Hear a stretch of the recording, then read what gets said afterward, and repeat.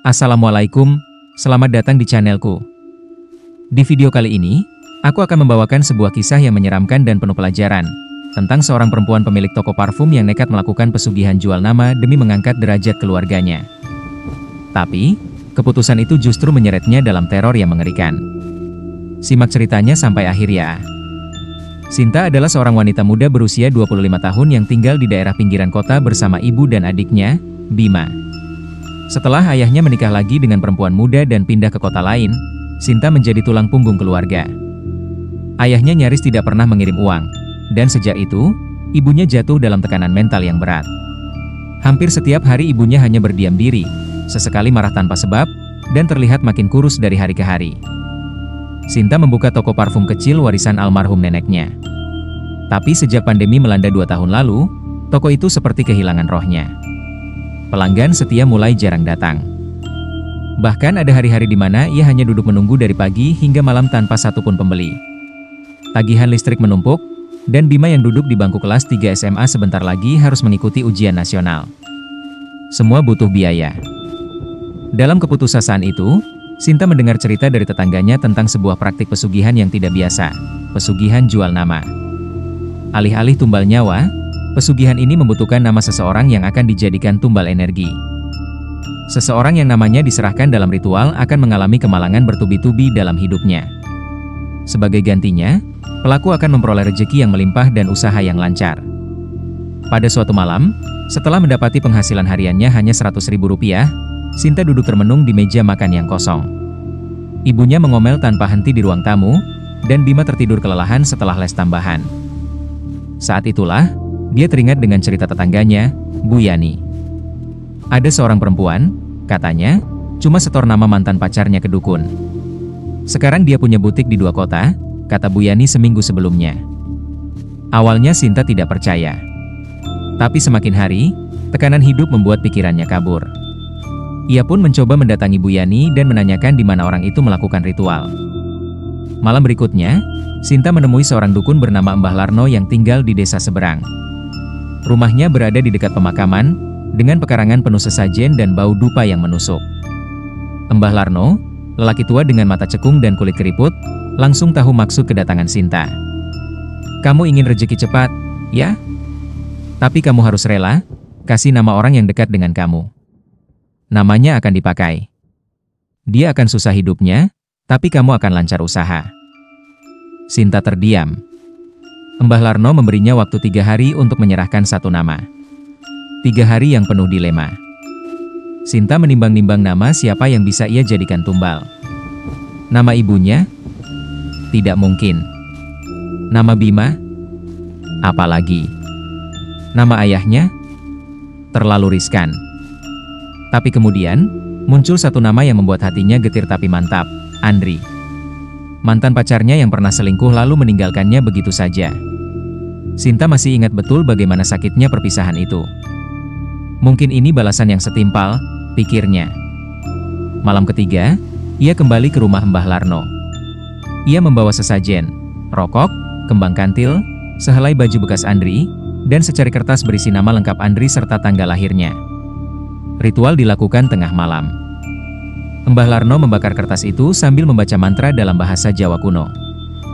"Mulai besok, hidup kamu akan berubah. Tapi jangan pernah menyesal. Sekali kamu mulai, kamu tidak bisa tarik mundur," ujar Mbah Larno sambil menatapnya tajam. Benar saja, keesokan harinya, pelanggan mulai berdatangan ke toko parfumnya. Dalam seminggu, ia bisa menjual 2 kali lipat dari biasanya. Ada ibu-ibu arisan yang borong parfum dalam jumlah banyak, bahkan ada reseller dari luar kota yang tertarik kerjasama. Dalam sebulan, toko kecilnya disulap menjadi lebih modern. Sinta bahkan mampu menyewa karyawan paruh waktu dan membeli kulkas untuk menyimpan bahan pewangi segar. Bima akhirnya bisa ikut bimbingan belajar privat, dan ibunya mulai bisa tersenyum kembali. Semua tampak sempurna. Tapi di balik itu semua, Sinta merasa seperti diawasi. Kadang saat sedang mandi, ia melihat bayangan samar seorang laki-laki di cermin. Kadang saat tidur, ia terbangun oleh bisikan lirih yang menyebut namanya. Suatu malam, seorang teman lama mengirim pesan lewat Instagram. "Sin, kamu tahu nggak? Andri sekarang hidupnya parah. Dikeluarkan dari kantor, motor dicuri, terus katanya sekarang stres berat. Sinta hanya membalas dengan emoji sedih. Tapi dalam hatinya, muncul pergolakan hebat. Semakin hari, bayangan itu semakin nyata. Sinta sering melihat sosok menyerupai Andri duduk di pojok toko atau berdiri di balik kaca etalase. Beberapa parfum Bira tiba-tiba jatuh sendiri. Wangi ruangan berubah menjadi amis sesekali. Bahkan ibunya pernah berkata, "Kenapa toko kamu sekarang baunya kayak kuburan, ya?" Puncaknya, saat ia membuka laci kasir dan menemukan secari kertas dengan tulisan tangan. "Apa kamu bahagia sekarang?" Sinta panik. Ia menelepon Mbah Larno. Itu tanda bahwa energinya terlalu kuat. "Kamu harus kasih nama baru buat jaga keseimbangan," ujar Mbah Larno santai. "Apa? Nama lain? Siapa lagi yang harus jadi korban? Kalau enggak, energimu akan berbalik." Sinta menolak. Tapi sejak malam itu, mimpi buruk datang bertubi-tubi. Andri muncul dalam mimpi dengan wajah luka parah, darah mengucur dari matanya. Tak tahan, Sinta memutuskan menghentikan semuanya. Ia kembali ke rumah Mbah Larno dan memohon agar perjanjian dihentikan. Sudah terlambat. Sekali nama dikorbankan, roh itu akan menuntut kelanjutan energi. "Kalau kamu berhenti, dia akan ambil gantinya dari keluargamu," ujar Mbah Larno dingin. Dalam ketakutan, Sinta mulai menjaga jarak dari ibunya dan Bima. Tapi pada suatu malam, ibunya jatuh pingsan mendadak dan harus dibawa ke rumah sakit. Tak ada diagnosa pasti, namun dokter menyebutkan ada tekanan psikis yang sangat kuat. Sinta menangis. Ia sadar, bayangan Andri mulai mengincar keluarganya.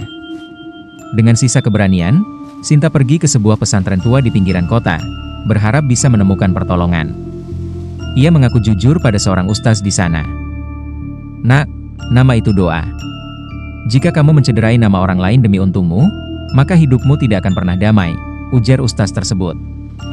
Ustaz itu membantunya melakukan ruqyah dan menyarankan Sinta menuliskan kembali nama Andri dalam secari kertas, lalu dibakar sambil memohon maaf sungguh-sungguh pada Allah dan pada roh Andri. Selama 40 hari berturut-turut, Sinta bersedekah atas nama Andri, berdoa setiap malam agar kesialan berhenti menghantui mantan pacarnya itu. Perlahan, bayangan Andri menghilang. Toko parfum memang tidak seramai dulu, tapi Sinta merasa lebih tenang. Ia mulai membuka usaha lain, menjual bahan baku parfum untuk pemula secara online. Sinta menyadari bahwa kemewahan dan kelancaran yang diperoleh dari jalan gaib hanya ilusi yang datang dengan harga mahal. Nama adalah kehormatan. Mengorbankan nama seseorang adalah mencuri takdirnya. Kini ia hidup sederhana tapi damai. Ia tetap menanggung keluarganya, tapi dengan cara yang jujur. Dan setiap kali melihat namanya sendiri di papan toko kecilnya, ia selalu berdoa agar tak pernah ada orang lain yang menjual nama hanya demi uang.